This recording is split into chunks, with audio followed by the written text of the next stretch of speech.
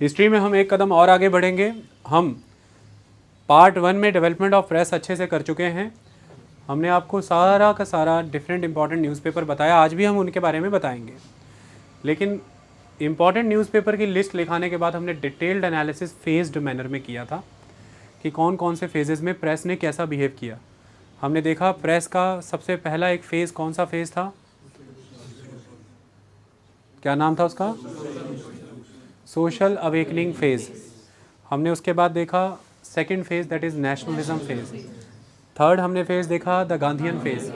और the fourth हमने देखा the mature and independent press phase. ये हमने उस सेंस में देखा। क्या आपको ऐसा लगता है कि इतनी बड़े लेवल पर जब प्रेस की डेवलपमेंट हो रही है तो जो उस समय में कंट्री में एक एलियन गवर्नमेंट है ब्रिटिशर्स की फॉर्म में, उन्होंने किसी तरह की कोई पाबंदियां नहीं लगाई होंगी? बहुत सी पाबंदियां उस समय में प्रेस पे लगाई गई हैं। ये लेक्चर बहुत ज़रूरी हो जाता है आज देश भर में, अगर आपको कंटेम्प्रेरी सिचुएशन समझनी है कि डेमोक्रेसी में मीडिया की क्या इंपॉर्टेंस है, इस्टेब्लिशमेंट्स यानी कि गवर्नमेंट्स किस तरह से मीडिया की आवाज़ को तब भी, अब भी और हमेशा ही कम करने की कोशिश करती रहेगी, उसमें मीडिया कैसे बिहेव कर सकता है, मीडिया कैसे लोगों की राय बनाने में एक ज़िम्मेदार बॉडी है, यानी कि आपका ओपिनियन डेवलपमेंट करता है मीडिया, कैसे मीडिया को एक प्रेशर ग्रुप की तरह आप लोग इस्तेमाल कर सकते हैं सरकार का आपके प्रति ध्यान केंद्रित कराने के लिए या सरकार को आपके प्रति लाने के लिए। ये सारे सवालों के जवाब आपको मिलते हैं जब आप उसे कन्वेंशनल वे में अच्छे से पढ़ते हैं कि डेवलपमेंट ऑफ प्रेस किन कंडीशंस में हुआ इंडिया में, क्या क्या उनको रिपरकशंस झेलने पड़े सरकारी नीतियों के, सरकार इतना भयभीत क्यों थी, और फाइनली प्रेस लिबरेट हुई और आज आपके सामने लोकतंत्र में आपके सामने एक इंडिपेंडेंट मीडिया खड़ा है। ये सारी चीज़ें समझनी ज़रूरी है। हमने सारी कहानी क्योंकि प्रेस की उसमें बताई है तो उस कहानी से अब हम शुरू नहीं करेंगे। अब हम सीधे शुरुआत करते हैं रिस्ट्रिक्शंस वाले टॉपिक से कि मीडिया का डेवलपमेंट इस रिस्ट्रिक्शनल प्रोसेस में ही हुआ है। यहीं पे मैं रिस्ट्रिक्शंस लगाऊंगा और मैं यहीं पे डेवलपमेंट भी करके दूंगा, आपको सब क्लियर होगा। सबसे पहले मैंने आपके सामने सारणीबद्ध तरीके से सारे एक्ट लिखे हैं। ये जनरल स्टडीज़ के लिए बहुत इंपॉर्टेंट टॉपिक है, प्रीलिम्स में बहुत से क्वेश्चंस आते हैं, आपसे एक एक स्टेटमेंट पूछी जाती है कि न्यूज़पेपर एक्ट क्या था, प्रेस एक्ट 910 का क्या था। ये सब question as it is previous year question bank आप जाइए देखिए क्वेश्चन आए हुए हैं, उसी कॉन्टेक्स्ट में हम लेक्चर को परस्यू करेंगे। चलिए शुरुआत करते हैं और देखते हैं टॉपिक क्या कहता है। पहला एक्ट आप देखिए, the censorship of the press act 1799। 1799 में प्रेस की आज़ादी को छीनने का कानून आ चुका था। सेंसरशिप यहाँ पर लगाई गई है, मैंने कि प्रेस को सेंसर किया गया था। ये एक इम्पॉर्टेंट चीज़ है। क्या था और क्यों आना पड़ा, इसको ध्यान से समझो। देखिए जब हम 1799 की बात करते हैं, इंडिया में इस समय क्या पॉलिटिकल सिचुएशन चल रही है इसे समझना ज़रूरी है। अगर हम बात इंडिया की करते हैं तो ये आपको पता है, this is India, this is Arabian sea, और इस अरेबियन सी के ऊपर अगर आप देखें सऊदी अरेबिया पेनिनसुला है।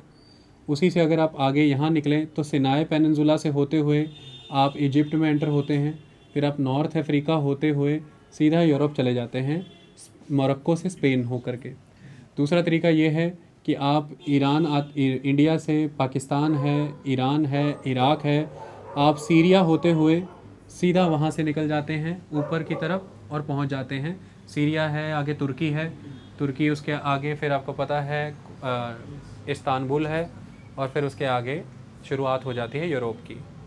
अब मुद्दे की बात यह है कि ये वो पीरियड था जिस पीरियड में ब्रिटेन का सबसे स्ट्रॉन्ग राइवल इंटरनेशनल लेवल पे दैट इज़ फ्रांस जिसने कि 1789 में फ्रेंच रेवोल्यूशन की शुरुआत देखी और फाइनली कई फेजेस से होते हुए ये वो टाइम था जब 1797 में फ्रांस में नेपोलियन बहुत स्ट्रॉन्ग हो गया था। तो नेपोलियन बोनापार्ट एक अच्छे आर्मी जर्नल की तरह तेज़ी से आगे बढ़ रहा था सारे कंट्रीज़ फ्रांस के लिए जीतते हुए। ऐसे में ब्रिटिशर्स को ये डर था कि नेपोलियन इंडिया आ सकता है। ये रियल डर भी था और ये डर बनाया भी गया जानबूझ के, वो हम हिस्ट्री में डिस्कस कर चुके हैं। ऐसे में इंडिया में गवर्नर जनरल अपॉइंट होता है जिसका नाम है लॉर्ड वेलेस्ली। एक गवर्नर जनरल अपॉइंट होता है जिसका नाम है लॉर्ड वेलेस्ली। लॉर्ड वेलेस्ली इसी टाइम के साथ जाना गया है जिस टाइम में नेपोलियन का उदय हो रहा है, ग्रोथ हो रही है। तो जब वेलेस्ली भारत आता है वो ये मानता है कि इंडिया के नॉर्थ वेस्ट फ्रंटियर को थ्रेट है फ्रांस से और इंडिया में ब्रिटिश रूल को कंसोलिडेट करना होगा। ऐसे में हम ऐसे कोई भी एलिमेंट्स को आज़ाद वे में नहीं रहने दे सकते जो शायद ब्रिटिश ईस्ट इंडिया कंपनी की जो इंडिया में गवर्नमेंट है उसके ख़िलाफ़ लोगों की भावनाएं भड़का दे। क्योंकि ये वो समय था जब डिफरेंट ट्राइबल रिवॉल्ट्स किसी न किसी लेवल पे हो रहे थे, किसानों के बीच में भी कई कई आंदोलन चल रहे थे, रिवॉल्ट्स हो रहे थे। ऐसे में ये सारी चीज़ों को देखते हुए ये मानना था उस समय की ईस्ट इंडिया कंपनी सरकार का भारत में कि हम कोई भी ऐसा फैक्शन खड़ा नहीं होने दे सकते जो लोगों को ब्रिटिश गवर्नमेंट के ख़िलाफ़ खड़ा करे। ये पहली चीज़। हम कोई भी ऐसा फैक्शन नहीं खड़ा होने देना चाहते जो लोगों में प्रो फ्रांस एटमॉस्फेयर प्रमोट करे कि लोग फ्रांस के समर्थन में खड़ा होना शुरू करें। आप जानते हैं कि टीपू सुल्तान इस समय में फ्रांस के साथ लगातार कम्युनिकेशन में था और आपको पता है कि लॉर्ड वेलेस्ली का टारगेट इस समय में टीपू सुल्तान भी था। टीपू सुल्तान जो कि मैसूर की रियासत के राजा थे उस समय में, और इंडिया से ही वो डायरेक्ट अपने एनवॉय शेयर किया करते थे फ्रांस के साथ। और ऐसा माना जा रहा था कि टीपू सुल्तान इंडिया में ब्रिटिशर्स को उखाड़ फेंकने के लिए इंटरनेशनल लेवल पर एक अलायंस खड़ा कर रहे हैं जो इंडिया में ब्रिटिश ईस्ट इंडिया कंपनी को चैलेंज दे। और उस अलायंस का मेन पार्ट ऐसा माना गया था कि फ्रांस है। ऐसे में आप किसी भी ऐसी बुक्स, ऐसी लिटरेचर, ऐसे अखबार, किसी भी चीज़ को नहीं छपने दे सकते हैं जो बिना सेंसरशिप के प्रो फ्रांस सेंटिमेंट बनाए। जैसे ये टीपू ही था जिसने उस समय में जैकोबिन क्लब ज्वाइन किया, जो जैकोबिन क्लब फ्रेंच रेवोल्यूशन के लिए माना गया है। और यही जैकोबिन क्लब था फ्रांस में जो लिबर्टी का ट्री लगाता था, आज़ादी का वृक्ष लगाता था एज अ सिंबल कि हम आज़ाद होंगे। और टीपू ने भी भारत में श्रीरंगपट्टनम में ट्री ऑफ लिबर्टी लगाया था क्योंकि वो जैकोबिन क्लब का मेंबर था। ये भारत में कहीं ईस्ट इंडिया कंपनी की सरकार के ख़िलाफ़ प्रोपेगेंडा ना कर दिया जाए, कहीं ऐसा लिटरेचर या ऐसा रिटर्न मटेरियल ना फैला दिया जाए जिससे Jacobin club, liberty, equality, fraternity, आज़ादी की मुहिम, फ्रेंच रेवोल्यूशन का रिपरकशंस भारत तक भी आ जाए और लोग अंदर ही अंदर फ्रेंच सपोर्ट में चले जाएं। ऐसे में नेपोलियन आक्रमण कर दे तो हम ख़त्म हो जाएंगे। इसकी वजह से वेलेस्ली पहले से ही इन चीज़ों को लेकर के प्रेजुडिस्ड था और वेलेस्ली उस समय में ये एक कारण है जिसकी वजह से सेंसरशिप लगाना चाहता था। दूसरा कारण ये था कि वेलेस्ली ऐसा मानता था कि अगर हम इंडिया को फ्रेंच अटैक से बचाना चाहते हैं तो सबसे इम्पॉर्टेंट ये है कि इंडिया के इम्पॉर्टेंट और strategically significant territorial areas British government के अंडर आने चाहिए। इसके लिए वो तेज़ी से भारतीय राजाओं को हरा करके डिफरेंट रीजनल किंगडम्स को जीत रहा था, उन्हें जीत करके अपने अधीन कर रहा था और उनके साथ सब्सिडरी अलायंस सिस्टम साइन कर रहा था। सब्सिडरी अलायंस सिस्टम एक ख़ास तरह की ट्रीटी थी, एक ख़ास तरह की संधि थी जो भारतीय राजाओं को हरा करके उनके साथ साइन की जाती थी। इस ट्रीटी का पर्पज़ ये हुआ करता था कि अगर आप किसी भी रूलर को हराते हैं तो आप डायरेक्टली उसके स्टेट को रूल नहीं करेंगे, क्योंकि बीइंग ईस्ट इंडिया कंपनी आप रिस्पॉन्सिबिलिटी नहीं लेना चाहते हैं लोगों की डेवलपमेंट की। आप सिर्फ़ और सिर्फ इंडिया से प्रॉफिट्स, रेवेन्यूज़ और ट्रेड बेनिफिट चाहते हैं। लेकिन ये तब हो सकता है अगर इंडियन रूलर्स पे आपका पॉलिटिकल कंट्रोल स्ट्रांग हो। ये तब हो सकता है जब आप उस इंडियन रूलर की टेरिटरी से राइवल यूरोपियन कंपनीज़ को निकलवा पाएँ। ये तब हो सकता है जब आपके टेरिटोरियल इंटरेस्ट प्रोटेक्टेड हो, मतलब आपका इंडिया पे स्ट्रॉन्ग होल्ड हो ताकि विदेश की कोई दूसरी ताकत भारत पे आक्रमण ना कर दे। इसके लिए आपको भारत में सेना खड़ी करनी है, लेकिन आप सेना अपने खर्चे से खड़ी नहीं करना चाहते। ये सारे कारण थे जिसकी वजह से जिस भी राजा को हराया जाता था उसके साथ सब्सिडरी अलायंस साइन किया जाता था कि आप अब हमसे हार चुके हैं, अब आप हमारे सहायक हो जाइए, सब्सिडरी हो जाइए। और आप हमारे साथ हाथ मिला लीजिए, अलायंस हो जाइए। आपके ही पूरी की पूरी टेरिटरी में आपके इंटरनेशनल बॉर्डर्स को आप एक सेना प्रोटेक्ट करेगी, वो सेना हमारी होगी, लेकिन खर्चा उसका आप पे करेंगे। तो यानी कि इंडियन रूलर आर्मी के एक्सपेंसेस पे करता था, लेकिन वो आर्मी आंसरेबल होती थी ब्रिटिशर्स को।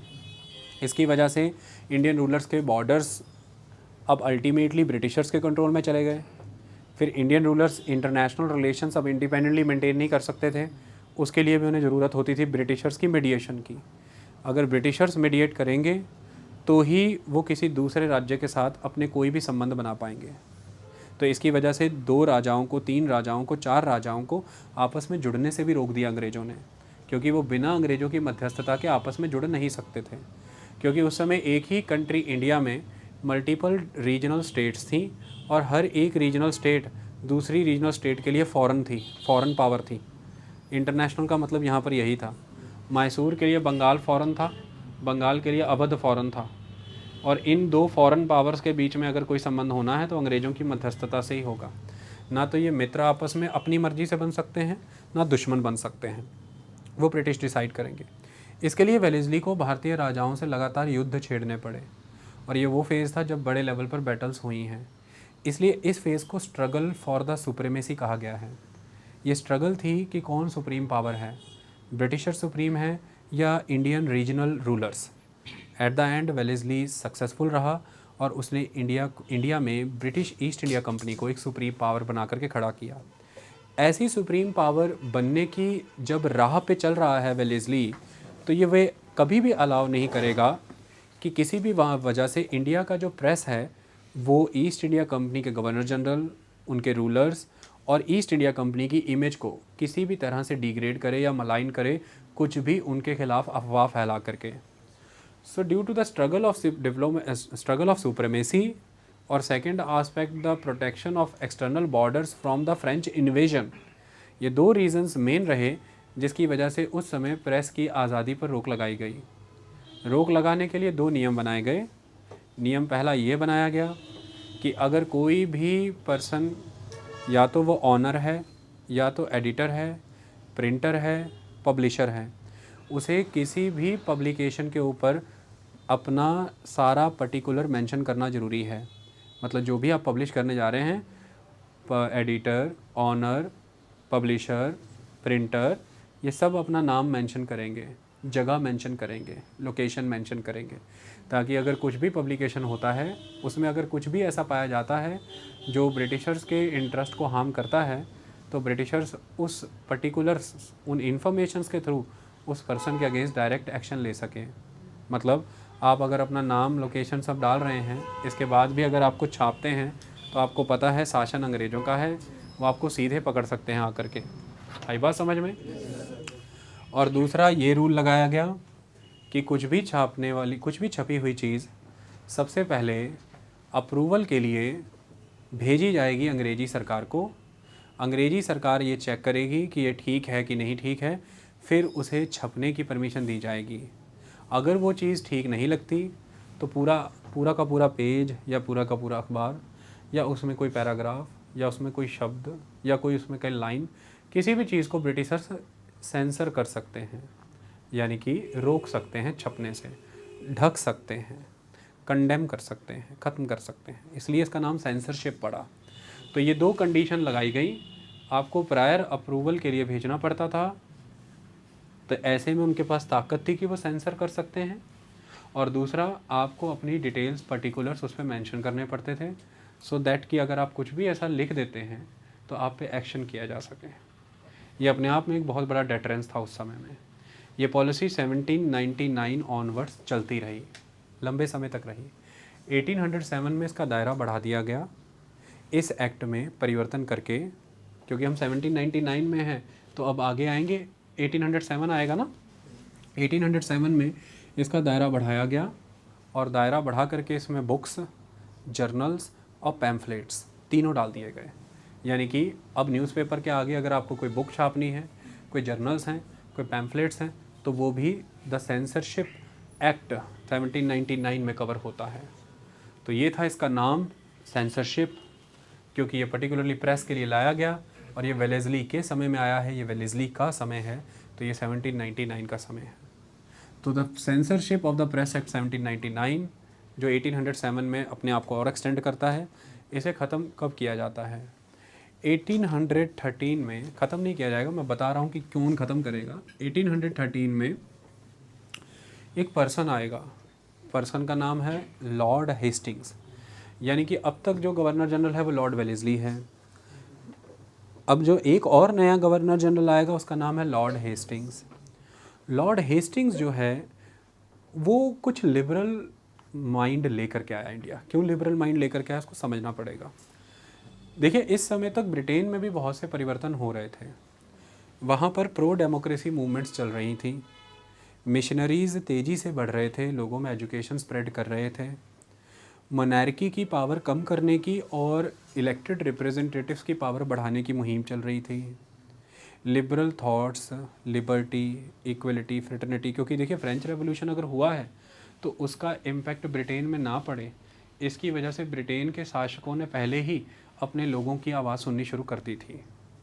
क्योंकि ब्रिटेन इस बात से डरता था कि अगर फ्रेंच रेवोल्यूशन की आग ब्रिटेन तक आती है तो सीधे सीधे जो हमारा क्राउन है, जो मोनार्की है, ये उस आग में जल जाएगी। इसकी वजह से उन्होंने पहले ही लोगों की डिमांड को सुनना शुरू किया और ब्रिटिश रूलर ने अपनी पावर शेयर करनी शुरू की अपने साथ के लोगों से। तो एक फ्रेंच रेवोल्यूशन का ये भी बड़ा कंट्रीब्यूशन रहा है। ऐसे में ये वो दौर था जब चीज़ें खुलने लगीं, लोग डेमोक्रेसी की बात कर रहे हैं, लिबर्टी की बात कर रहे हैं, इंडिपेंडेंस की बात कर रहे हैं। इसी थॉट से उत्पन्न हुआ एक पर्सन लॉर्ड हेस्टिंग, और वो इस अप्रोच के साथ भारत आता है। तो लॉर्ड हेस्टिंग अपना एक लिबरल स्टेचर प्रोजेक्ट करना चाहता है। वो ये नहीं चाहता है कि अनड्यू रिस्ट्रिक्शंस लगाई जाएं, तो उसकी ये पॉलिसी भारत में दिखती है। वो इंडिया में ये प्रोजेक्ट कर रहा है कि हम लिबरल थॉट के लोग हैं, हम लिबरल माइंडेड हैं और हम किसी भी तरह से भारतीय प्रजा के ऊपर कोई बंदिश या अत्याचार नहीं करना चाहते। लोग हमें स्वयं ही स्वीकार करें, अपना राजा माने, अपना रूलर माने। यही कारण है कि 1813 में एक चार्टर एक्ट आया था और उस चार्टर एक्ट के तहत जब ब्रिटिशर्स भारत में रूल कर रहे थे, तो रूल करने के लिए, भारत में रूल करना है तो उसके लिए कोई कानूनी प्रक्रिया तो होनी चाहिए, कानून तो आने चाहिए। ये जो कानून आते रहे ये ब्रिटेन से बन के आते थे। Charter act 1813, charter act 1833, charter act 1853, इस तरह से कानून बन के आते रहे और देश हमारा उन्हीं कानूनों के तहत चलता रहा। ऐसे में 1813 में एक चार्टर एक्ट आया। उस चार्टर एक्ट के तहत दो काम ऐसे किए हैं अंग्रेज़ों ने जिससे ये पता लगता है कि वो इंडिया में एक लिबरल स्टांस दिखाना चाहते हैं। पहला काम ये किया कि वेलेस्ली की वजह से अब बड़े लेवल पर इंडिया की टेरिटरी जीती जा चुकी है और इतनी बड़ी टेरिटरी में एक गुड एडमिनिस्ट्रेशन नहीं दी जा सकती है अगर एक कंपनी ट्रेड में लगी रहेगी। तो इसलिए ईस्ट इंडिया कंपनी की जो ट्रेड में मोनोपोली थी वो 1813 में ख़त्म की है और सिर्फ उसे दो ही एरिया में रिस्ट्रिक्ट रहने दिया। वो थे चाय और दूसरी थी चीनी। जब ईस्ट इंडिया, चाय और चीनी कह रहा हूँ, चीनी मैंने हिंदी में बेटा चीनी ही होता है ना, चीनी, तो ये गलत आदत है। चीन, चाय और चीन, ये क्या कहानी है आपके लिए समझा देता हूँ। जब ईस्ट इंडिया कंपनी बन के आई थी ना ब्रिटेन से 1600 ऑनवर्ड्स इंडिया, तो वहाँ पे जब इसे परमिशन लेटर मिला था कि आप जा कर के इंडिया में काम करिए, उस परमिशन लेटर में एक क्लॉज था कि ना तो ब्रिटेन का कोई और बिजनेसमैन या कोई और कंपनी ईस्ट के साथ ट्रेड कर सकती है, नहीं कर सकती। सिर्फ़ और सिर्फ ट्रेड करेगी ईस्ट इंडिया कंपनी। अगर किसी को ईस्ट ट्रेड से बेनिफिट उठाना है तो वो ईस्ट इंडिया कंपनी के स्टेक होल्डर बन जाओ, उसमें पैसा डालो, कंपनी अकेली ट्रेड करेगी। इसे कहते हैं monopolistic trading rights, monopoly rights हैं इनके पास। लेकिन अब आप खुद देखिए लॉर्ड वेलेस्ली कितना सारा इंडिया जीत चुके। अब एक ईस्ट इंडिया कंपनी अगर सारे आर्टिकल्स में मोनोपोली वे में ट्रेड करेगी तो वो ट्रेड पे फोकस करेगी या वो टेरिटरी को मैनेज करेगी, एडमिनिस्ट्रेशन का काम करेगी। तो ना तो वो ट्रेड कर पा रही है अच्छे से, ना ही वो एडमिनिस्ट्रेशन वर्क देख पा रही है। तो ऐसे में 1813 का चार्टर एक्ट ये कहता था कि आप ट्रेड से वापस आइए, हाथ खींचिए। अब आपने टेरिटरी काफ़ी जीत ली है तो वहाँ से आप लगान कमाइए, रेवेन्यू। क्योंकि जब अब हम ज़मीन के मालिक हो गए, टेरिटरी के मालिक हो गए, राजा हो गए, तो अब तो हम किसान से रेवेन्यू कमा सकते हैं। पहले यही रेवेन्यू भारतीय राजाओं को मिलता था, अब ये रेवेन्यू अंग्रेज़ों को मिलेगा। तो रेवेन्यू के सोर्स जब बढ़ ही गए हैं तो उनको सरकारें ये कह रही है कि फिर व्यापार में आप क्यों हो, आप रेवेन्यू कमाओ, उसे बेटर वे में मैनेज करो, उसके लिए देनी पड़ेगी एडमिनिस्ट्रेशन, तो आप एडमिनिस्ट्रेशन में आ जाओ। तो 1813 के कानून में एक तो कंपनी का सारा मोनोपोलिस्टिक ट्रेड राइट ख़त्म किया, सिर्फ चाय में रहने दिया और चीन के साथ, तो टी एंड चाइना, चाइना के साथ आज भी ट्रेड ईस्ट इंडिया कंपनी करेगी और कोई नहीं। और इंडिया में जो टी नाम का आर्टिकल है, टी प्रोडक्ट, इसमें भी ईस्ट इंडिया कंपनी ट्रेड कर सकती है और कोई नहीं। और दूसरा बड़ा परिवर्तन इस कानून में ये किया गया था कि 1 लाख रुपया सैंक्शन किया गया था इंडिया में इंडियंस की एजुकेशन के लिए। ये ब्रिटिशर्स का उस समय का एक बड़ा कदम था। एक बाहर की गवर्नमेंट होते हुए भी भारत की शिक्षा के लिए अपने खजाने से 1 लाख रुपया दे रही है। अपना खजाना मतलब जो भारत से ही कमा रहे हैं वो लोग, इसके लिए भी लंबे समय से आवाज़ें उठाई जा रही थी, इसलिए उन्होंने ऐसा किया। ये 1 लाख रुपया भारत में इंडियन एजुकेशन प्रमोट करना है, वो साइंटिफिक मैनर में करना है कि इंडिया की लोकल एजुकेशन करना है, इस पर डिबेट एक अलग है। लेकिन इसी के तहत एक परमिशन ये दे दी गई कि जो यूरोपियन मिशनरीज़ हैं वो इंडिया आकर के अपने मिशन वर्क कर सकते हैं, मतलब कि एजुकेशन कर सकते हैं। मेन एजेंडा तो कन्वर्जन था, लोगों का धर्म परिवर्तन होता था। आई बात समझ में? तो ऐसे 1813 के कानून में ये परिवर्तन किए गए। ये बताया जा रहा है कि ये लिबरल हो गया है सिस्टम। एजुकेशन में हम फंड दे रहे हैं, ईस्ट इंडिया कंपनी व्यापार से हट करके एडमिनिस्ट्रेशन में आ रही है, हम मिशनरियों को परमिशन दे रहे हैं, वो आपके एजुकेशन इंस्टीट्यूट खोल रही हैं, स्कूल्स खोल रही हैं, आपको पढ़ाने में मदद कर रही हैं। ये एक पूरा प्रोजेक्शन दिया गया लॉर्ड हेस्टिंग के द्वारा। और लॉर्ड हेस्टिंग ही हैं जिन्होंने 1818 के अराउंड 1818 में जो सेंसरशिप का क्लॉज लगाया हुआ था, किसने? वेलेस्ली ने, वो एग्जम्प्ट कर दिया, वो हटा दिया। आई बात समझ में? और एक बहुत इंपॉर्टेंट पर्सन थे प्रेस की फील्ड में, आपको ये बात याद रखनी है। पर्सन का नाम है जेम्स सिल्क बकिंगम, इसको हम कहते हैं JS बकिंगम। ये जब आप फर्स्ट पार्ट सुनोगी ना, ये सब क्लियर हो जाएगा। बकिंगम बहुत एक्टिव थे 1818, 1920 में। तो अब ये जो भारत में गवर्नर जनरल है, कौन है इसका नाम? हेस्टिंग। हेस्टिंग जब भारत में गवर्न करता है तो उसकी असिस्ट करने के लिए उसकी एक काउंसिल भी है, जो कि गवर्नर जनरल की काउंसिल कहलाती थी। उस काउंसिल के कुछ मेंबर होते थे, उनमें से एक मेंबर हुआ करता था जॉन एडम। जॉन एडम जो है वो बहुत रिएक्शनरी पर्सन था, और वो हेस्टिंग को लगातार कहता रहा था कि आप बकिंगम को डिपोर्ट करो इंडिया से, इसे यहाँ से बाहर भेजो, यहाँ पे नहीं रहने देना। आई बात समझ में? लेकिन लॉर्ड हेस्टिंग ने जॉन एडम का ये डिसीजन नहीं माना। तो लॉर्ड हेस्टिंग इसलिए जाना जाता है कि वेलेस्ली की एक स्ट्रिक्ट पॉलिसी के बाद एक थोड़ी लिबरल पॉलिसी आई, और वो हेस्टिंग की थी। एक तो उसने 1818 के अराउंड सेंसरशिप को हटा दिया, दूसरा उसने अपनी ही काउंसिल के मेंबर के लगातार कहने पर भी, जॉन एडम्स के कहने पर भी, बकिंगम को रोका नहीं और उसे डिपोर्ट नहीं किया इंग्लैंड। ठीक है।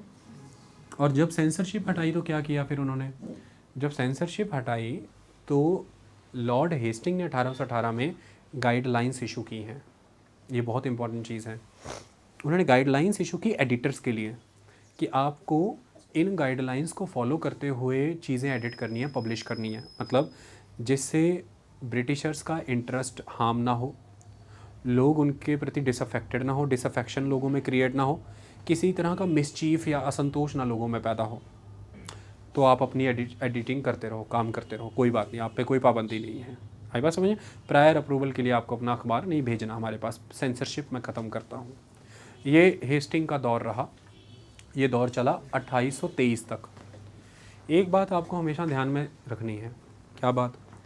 भारत में जब अखबार निकल रहे हैं तो ये दो तरह से निकल रहे हैं। एक तो वो निकाल रहे हैं जो इंडियंस हैं, और एक अखबार वो निकाल रहे हैं जो भारत में हैं एंग्लो इंडियंस, यानी कि यूरोपियन। आई बात समझ में?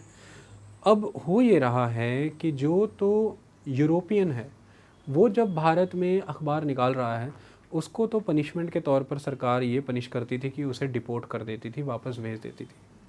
लेकिन अब जो इंडियन अखबार निकाल रहे हैं उनको तो डिपोर्ट नहीं कर सकते, उनका क्या करें?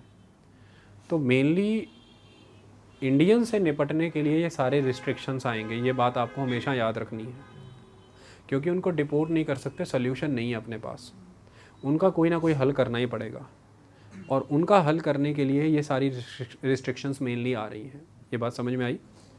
लेकिन जो शुरुआत भारत में अखबारों की है वो यूरोपियंस ने की है, और सरकारों के खिलाफ लिखना भी शुरू किया तो उन्होंने ही शुरू किया है। ये पार्ट 1 में हमने अच्छे से समझाया है कि उनका पर्पस क्या था। और यूरोपियंस भारत में अखबारों से इसलिए ईस्ट इंडिया कंपनी भारत में अखबार से इसलिए डरती थी, ये बात को ध्यान में रखें।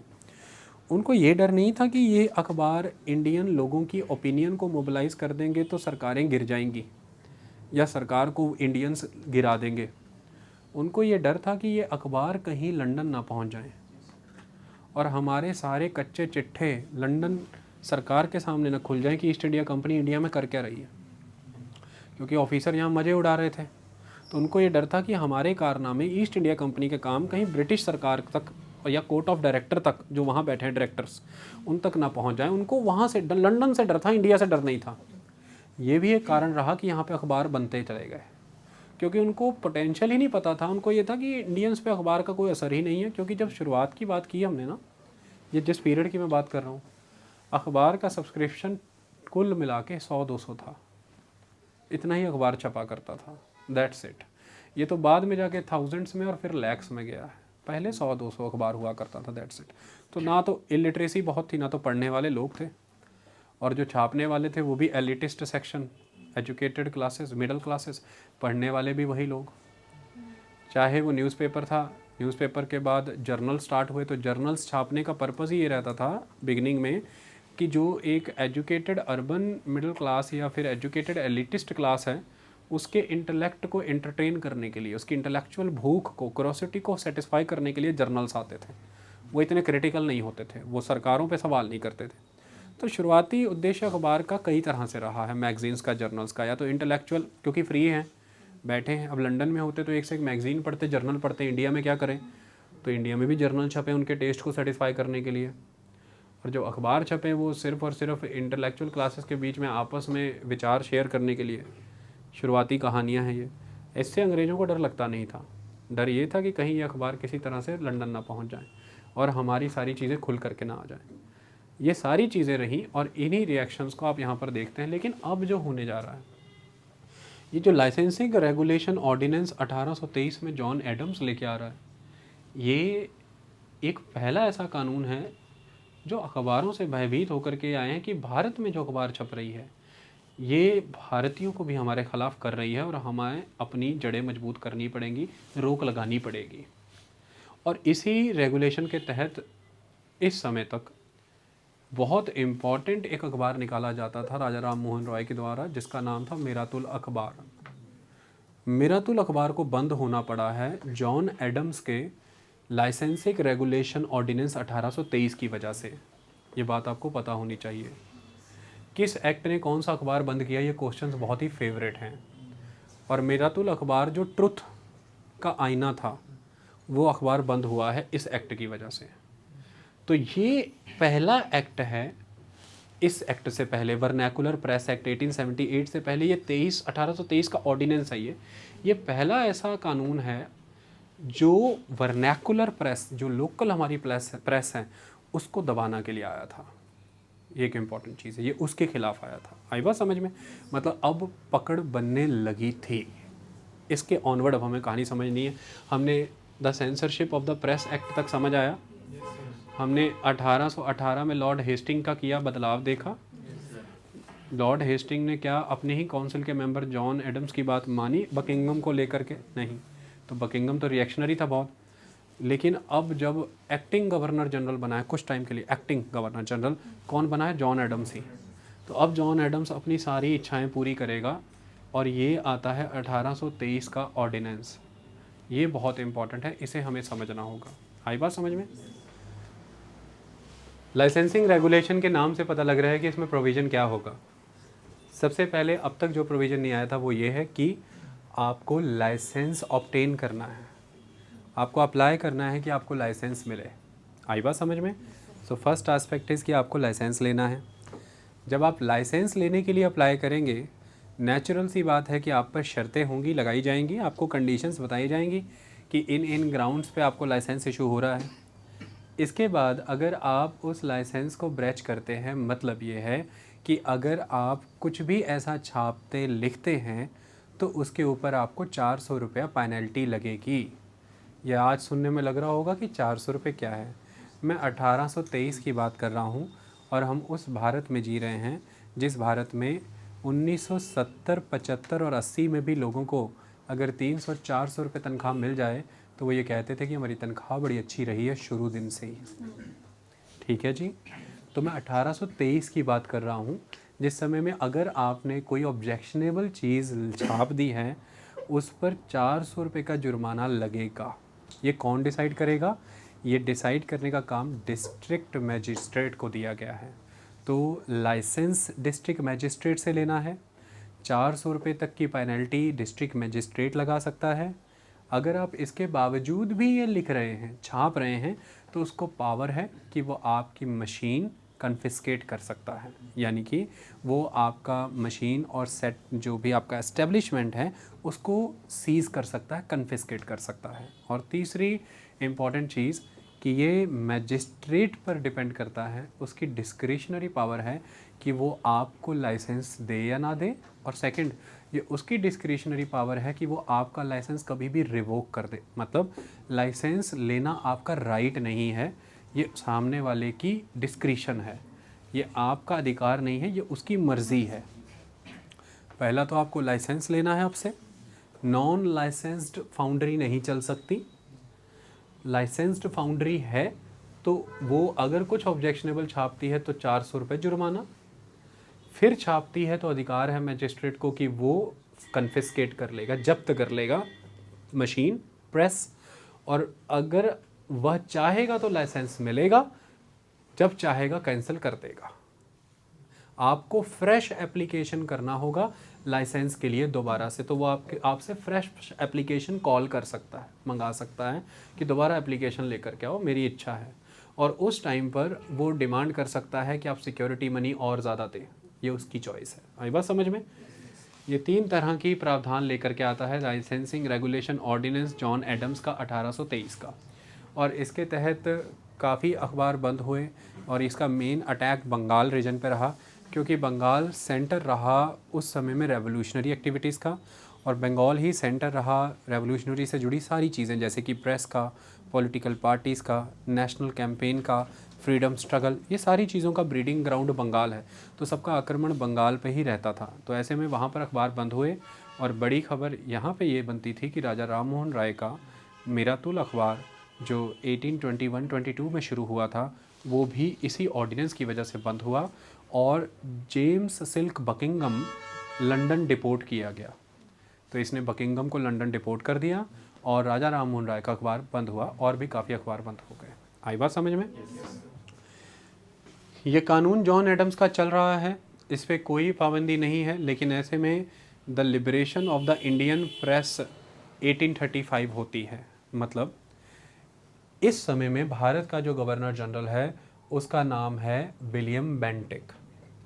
विलियम बेंटिक को एक उदारवादी, एक लिबरल माइंडेड गवर्नर जनरल माना जाता है। ये विलियम बेंटिक है जिसने इंडिया में बहुत सारे सोशल इम्प्रूवमेंट करने के लिए कानून लाए। जैसे 1829 में सती प्रथा जो इंडिया में चलती थी उसे ख़त्म करने के लिए सती एबोलिशन एक्ट लेकर के आए, और ये लेकर के आए राजा राम मोहन राय के ही कहने पर। उन्होंने काफ़ी हद तक माहौल बनाया था। आई बात समझ में? तो कुल मिलाकर के विलियम बेंटिक इस तरह के सोच रखते थे। तो ये विलियम बेंटिक का समय था, 1835 का समय, जिस समय में उन्होंने जो जॉन एडम्स के प्रावधान थे उन प्रावधानों में कुछ छूट दी। छूट इस तरह से दी कि जॉन एडम का कोई प्रावधान कैंसिल नहीं किया उन्होंने, लेकिन कानून बना दिया कि डिस्कशन का एवेन्यू बढ़ा रहे हैं हम।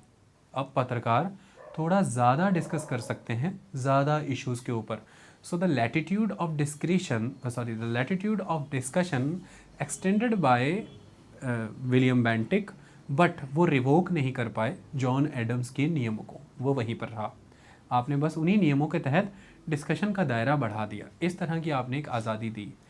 इसी समय में 1835-36 में एक्टिंग गवर्नर जनरल बने Charles Metcalfe. Charles Metcalfe Charles Metcalfe को कहते हैं, इनको एक एपिथेट मिला है the liberator of Indian press. जैसे the father of Indian press James Augustus Hicky है, इसी तरह से the liberator of Indian press है चार्ल्स मेटकाफ। ये 1835-36 में चार्ल्स मेटकाफ था जिसने 1823 के द लाइसेंसिंग रेगुलेशन को रिवोक कर दिया, ख़त्म कर दिया। सो लाइसेंसिंग रेगुलेशन 1823 का जॉन एडम्स का किसने ख़त्म किया? चार्ल्स मेटकाफ ने। चार्ल्स मेटकाफ को हम liberator of the Indian press क्यों कहते हैं? क्योंकि उसने उनको लाइसेंस की प्रक्रिया से 400 रुपये के सिक्योरिटी मनी की प्रक्रिया, फ़ाइन की प्रक्रिया से लाइसेंस दिया जाए या कैंसिल कर दिया जाए, इस प्रक्रिया से मुक्त किया, आज़ाद किया। तो फिर क्या प्रोविज़न लेकर के आए मेटकाफ?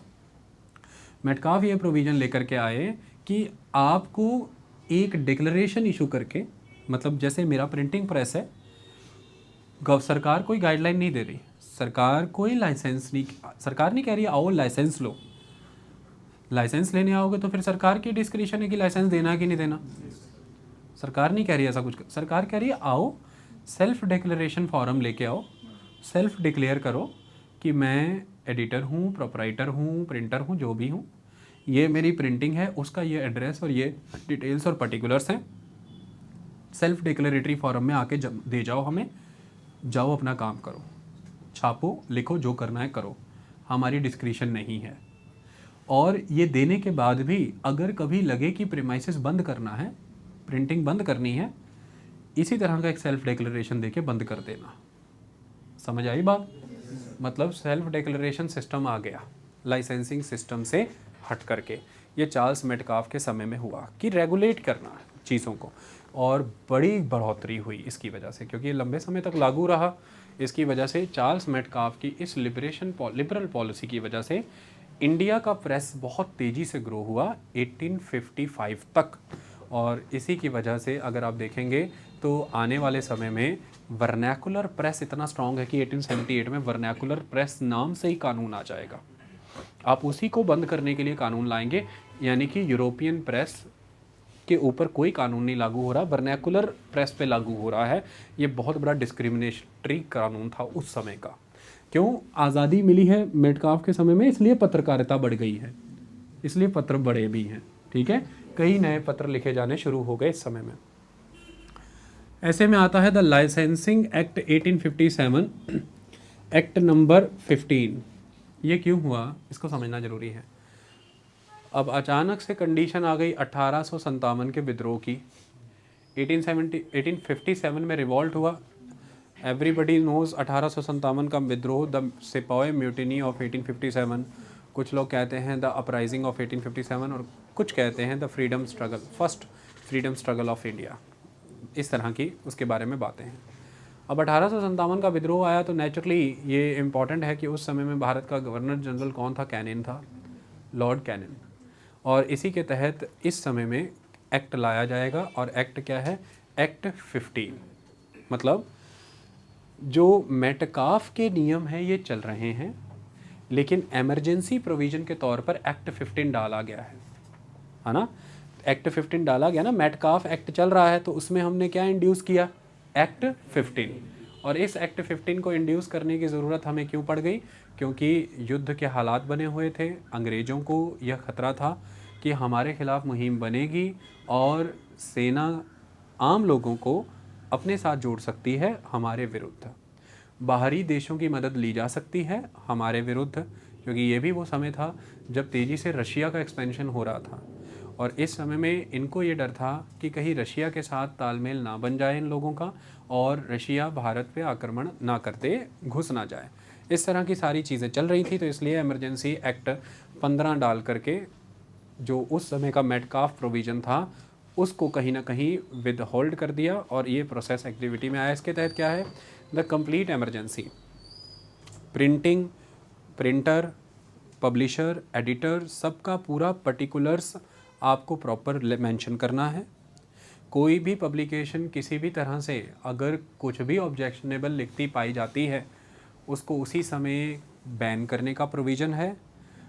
जो भी प्रिंटिंग प्रेस है वह कन्फिस्केट कर ली जाएगी और अगर ज़रूरत पड़ी तो दंड भी दिया जाएगा जो पर्सन इस चीज़ से हट नहीं रहा है।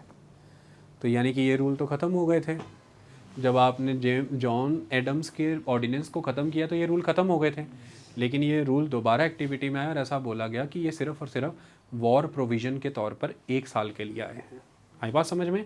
तो ये 1 साल के तौर पर रहे, लेकिन जैसे ही ये सही हो गया सिस्टम तो इनको ख़त्म किया, इनको रोका गया। फिर से मेटकाफ का 1835-36 का ही मेटकाफ एक्ट कंटिन्यूअस रहा। आई बात समझ में? तो मेटकाफ एक्ट लंबे समय तक चला है। उसके तहत इमरजेंसी प्रोविज़न के तौर पर एक्ट नंबर 15 डाला गया। किसके तहत? The act licensing act of 1857 के तहत। आई बात समझ में? अब आता है द रजिस्ट्रेशन। यहाँ पर देखिए वर्ड रजिस्ट्रेशन है।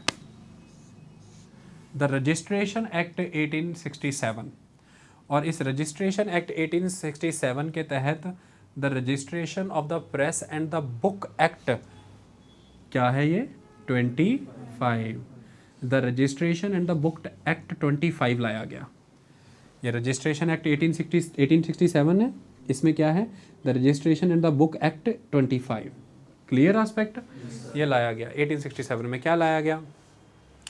जो कुछ ऐसा माना जाता था कि जो थोड़ी बहुत कुछ सरकार ने ये कहा कि हम रिस्ट्रिक्शंस को और हटा रहे हैं, लेकिन एक तरह से ये रिस्ट्रिक्शन का ही एक दौर है, क्योंकि मेटकाफ के समय की दी हुई आज़ादी अंग्रेज़ों को रास नहीं आ रही है।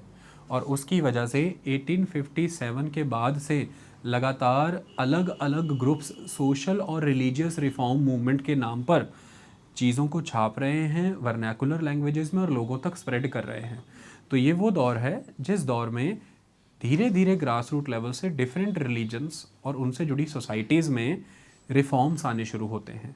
लोग अपने आप को जांच रहे हैं कि क्या वो कंटेम्प्रेरी सिचुएशन के और अकॉर्डिंग रिचुअल्स परफॉर्म कर रहे हैं, क्या उनकी सोसाइटी रेलेवेंट है आज, क्या उनके नॉर्म्स प्रैक्टिसेस, क्या उनके सोशल रिलेशंस आज की नीड को सेटिस्फाई करने के लिए जेन्युइन है, या आज भी वो एक ऑर्थोडॉक्स ओल्ड डिकेडेंट सिस्टम में जी रहे हैं।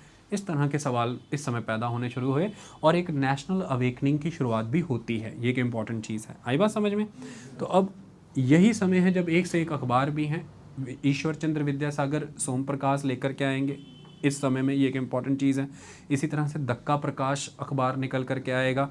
इसी तरह से द भारत मिहिर अखबार निकल के आएगा। सहचर एक अखबार निकल कर के आएगा। तो सहचर, भारत मिहिर, दक्का प्रकाश, दक्का माने ढक्कन, दक्का माने दक्का बंगाल, और सोम प्रकाश ये ईश्वर चंद्र विद्यासागर का अखबार है। ये बात आपको ध्यान में रखनी है। तो ये अखबार अपना काम कर रहे हैं और ये स्ट्रॉन्ग ईश्वर चंद्र विद्यासागर का अखबार सोम प्रकाश ये स्ट्रांगली नेशनलिस्ट अखबार है। ठीक है? तो इस तरह की नेशनल एक्टिविटी शुरू हो गई हैं। तो इसके लिए फिर अब ये रजिस्ट्रेशन एक्ट 1867 सरकार ये कहती रही कि हम सिर्फ और सिर्फ रेगुलेट करना चाहते हैं, पाबंदी नहीं लगाना चाहते हैं। तो इसके तहत ये किया जाता था कि आपको अपने आप को रजिस्टर करना है हमारे पास आकर के, मतलब लाइसेंस नहीं लेना है। ऐसा नहीं है कि हम डिनाई कर देंगे कि हम आपको परमिशन नहीं देंगे, या ऐसा नहीं है कि हम रिवोक कर देंगे कि आपकी परमिशन कैंसिल कर देंगे। Simply you have to register yourself. आइए अपनी सारी डिटेल्स दीजिए, प्रिंटिंग प्रेस क्या है, प्रिंटर कौन है, एडिटर कौन है, पब्लिशर कौन है, डिटेल्स दीजिए, रजिस्ट्रेशन करिए। नॉन रजिस्टर्ड कंपनी नहीं चल पाएगी, तो रजिस्ट्रेशन होना ज़रूरी है। और जो भी आप छाप रहे हैं उसकी एक कॉपी 1 महीने के अंदर लोकल गवर्नमेंट के पास सबमिट हो जानी चाहिए। तो तभी से लेकर के आज दिन तक ये सिस्टम है जब आप एक स्पेसिमेन कॉपी देते हैं। अब आज तो ऐसे नियम नहीं है कि एक अंग्रेज़ों जैसे, लेकिन आज भी जब आप कुछ छापते हैं वो जनता में एक्सेप्टेबल है कि नहीं, इंटेलेक्चुअल क्लास उसे एक्सेप्ट कर रही है कि नहीं, वो विचार कहीं ना कहीं राष्ट्र या फिर राज्य इन चीज़ों को ख़त्म तो नहीं करने वाले। इसलिए कॉलेजेस में और टीचर्स को बुक्स डिस्ट्रीब्यूट करती हैं कंपनीज़ की, हमारी स्पेसिमेन कॉपी है, आप पढ़िए, देखिए अगर आपको इसमें कुछ फ्लॉज मिलते हैं या आपको लगता है कि ये भाई ठीक नहीं है थॉट्स, तो आप हमें सजेस्ट करिए। और ऐसी एक स्पेसिमेन कॉपी आज हमने रिसीव की, मैंने आपको बताई। तो ये प्रोसेस तब किसी और प्रक्रिया से चलाया था, आज इसका पर्पस कुछ और हो गया है। इसलिए स्पेसिमेन कॉपीज़ बिकती हैं, उन पर स्टैंप लगी होती है कि not for sale, they are for specimen. तो कॉलेजेस वगैरह में वो आती हैं। तो आप कहते हैं कि सर रीड करके बता दीजिएगा, बुक रीडिंग कंप्लीट कर लीजिए। तो ये इसमें आपको एक कॉपी सबमिट करना है, प्लस आपको अपना रजिस्ट्रेशन करना है। इस कानून में समय समय पर कई अमेंडमेंट होते रहे, उस पर हमें जाने की ज़रूरत नहीं। ये कंसेप्ट क्लियर हो गया। तो एक तरह से अब ये उस ज़माने से हम बहुत आगे आ गए। 1799 से 1867 तक आते क्या फ़र्क है, वहाँ पर प्रायर अप्रूवल के लिए कॉपी भेजनी है अखबार की, तो वो चाहें तो वो सेंसर कर सकते हैं, जो पैराग्राफ वो चाहें, जो पेज वो चाहें, पूरा अखबार चाहें, सेंसर। लेकिन अब क्या है, अब हमने छाप दिया है, तो उस समय में उनको ये हुआ करता था कि भाई ट्रांसपोर्टेशन के मोड बड़े कम हैं, स्लो हैं। दूसरी बात, ऐसा तो नहीं था कि व्हाट्सएप था, इंस्टाग्राम था, सोशल मीडिया था कि अभी छापा 1 सेकंड में सबको एक्सेस हो जाएगा। उन्हें पता था अखबार है, जाते जाते पहुँचते पहुँचते समय लगेगा, अगर कुछ मूवमेंट भी क्रिएट हुई तो समय लगेगा। इसलिए 1 महीने के अंदर अंदर उन्होंने बोला कि कॉपी जमा करा दिया करो। अगर कुछ ऑब्जेक्शनेबल लगा तो वो रोक सकते थे, ख़त्म कर सकते थे, मना कर सकते थे, और अगर नहीं तो वो कंटिन्यू रहे। मतलब प्रायर अप्रूवल जैसा नहीं रखा सिस्टम, लेकिन फिर भी एक चेक रखा कि अनहिंडर्ड नहीं रहने देना कि कुछ भी ये छाप रहे हैं तो छाप लें। आई बात समझ में। और ये 1853 ऑनवर्ड्स वो दौर है जब बड़े परिवर्तन हुए। 2 चीज़ें, एक तो टेलीग्राफ लाइन बिछी और दूसरी रेलवे आई, तो तेज़ी से पूरे भारत भर में अखबार जो हैं वो फैलने शुरू हो गए थे। इस समय में सब्सक्राइबर भी बढ़े हैं, अखबार छापने वाली कंपनियां भी बढ़ी हैं। ये दोनों चीज़ों में बहुत बड़ा ग्रोथ होता है after the advent of the fastest mode of transportation, that is the railway. और ये 1853 ऑनवर्ड्स सब कुछ परिवर्तन हो गया। आई बात समझ में। अब आती है बारी 1870 की। अगर 1817 की बात करें तो ये 1817 में एक एक्ट आता है, act number is 27। It is the 27 act 27। क्यों आने की ज़रूरत पड़ी आपको? देखिए, मैंने आपको ये बताया कि इस समय भारत में सोशल रिलीजियस रिफॉर्म मूवमेंट्स चल रही थी, अलग अलग रिफॉर्म मूवमेंट्स थी। शुरुआत कहाँ से होती है? बहुत पहले इसकी शुरुआत हुई है भारत में, और शुरुआत करने के जो पायनियर माने गए हैं वो राजा राम मोहन रॉय हैं। राजा राम मोहन राय 1815 ऑनवर्ड्स ही डिफरेंट इंस्टीट्यूशंस इस्टेब्लिश करके Indian religious practices, Indian philosophical thoughts, Indian social practices को क्वेश्चन कर रहे थे कि क्या ये जेंडर डिस्क्रिमिनेशंस, क्या ये मनु के दिए हुए मनुस्मृति के कानून, क्या ये वैदिक परंपराएं इस तरह से आज भी पालन हो सकती हैं? क्या धर्म इसकी इजाज़त देता है? इसके लिए उन्होंने कई बॉडी बनाई, जिसमें सबसे इम्पॉर्टेंट है उनकी ब्रह्म सभा, फिर ब्रह्म समाज, तो ब्रह्मो समाज, ये इम्पॉर्टेंट है। इस तरह से फिर आगे आगे और बड़े बड़े विचारक आते चले गए और कई संस्थाएं बनती चली गई। तत्वबोधिनी पत्रिका आती रही, ये इम्पॉर्टेंट है। फिर द्वारकानाथ टैगोर एक इम्पॉर्टेंट पर्सन है बहुत, इसमें एक इम्पॉर्टेंट पर्सन जुड़ेंगे अक्षय कुमार दत्त। इसी तरह से परमहंस मंडली बनी, डिफरेंट ब्रांचेस भारत में बनी और एक से एक लोग निकल करके आए। जस्टिस महागोविंद राणा डे निकल करके आए, उनका भी अखबार आया करता था। ये सब लोग अपने अपने अखबार निकालते थे और सामाजिक तौर पर लोगों में सुधार करने के प्रयास, कास्ट सिस्टम को, जेंडर इनइक्वलिटी को, वर्ण व्यवस्था को, इन सब चीज़ों को खंडन करते थे। सती प्रथा को, बाल विवाह को, विधवा का पुनर्विवाह नहीं होने देना, इन चीज़ों को वो खंडन करते थे कि ये ठीक नहीं है। मल्टी गॉड की पूजा करना, पॉलीथिज्म को, आइडल की पूजा, वर्शिप करना, यानी कि मूर्ति पूजा को वो खंडन करते थे। मंदिरों को, इन चीज़ों की आवश्यकता वो कहते थे नहीं ज़रूरत है। पंडितों के एज अ मेडिएटर नीड नहीं है, पंडितों की खिलाफत करते थे। सिंपल लिविंग, हाई थिंकिंग की बात होती थी और रिचुअल और इन